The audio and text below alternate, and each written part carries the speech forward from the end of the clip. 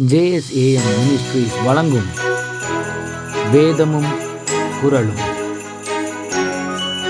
இன்றைய வேதவசனம், கர்த்தர் எனக்காக யாவையும் செய்து முடிப்பார். குறள் இப்படியாய் சொல்லுகிறது, ஒல்லும் வாயெல்லாம் வினை நன்றே ஒல்லாக்கால் செல்லும் வாய் நோக்கி செயல். இதனுடைய விளக்கம் என்னவெனில், இயலும் இடங்களில் எல்லாம் செயல் முடிப்பது நலம் தரும். இயலாத இடமாயின் அதற்கேற்ற வழியை அறிந்து அந்த செயலை முடிக்க வேண்டும்.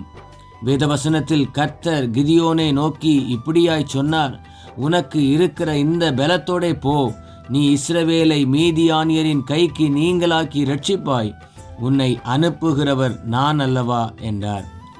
உன் வழியை கர்த்தருக்கு ஒப்புவித்து அவர் மேல் நம்பிக்கையாயிரு, அவரே காரியத்தை வாய்க்க பண்ணுவார். சிந்தனைக்கு, இயேசு இப்படியாய் சொன்னார், மனுஷரால் கூடாதவைகள் தேவனால் கூடும்.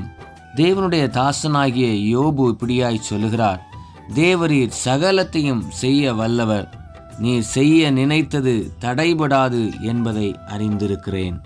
ஜெபிப்போம். அன்பின் பரலோக பிதாவே, இந்த நாளுக்காக உமக்கு நன்றி.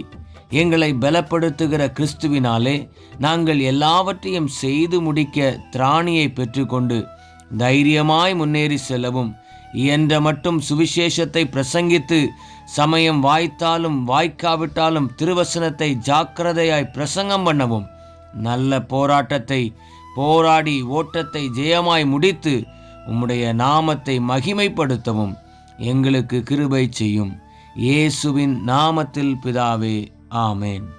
இந்த நாள் இனிய நாளாக அமைய வாழ்த்துக்கள்.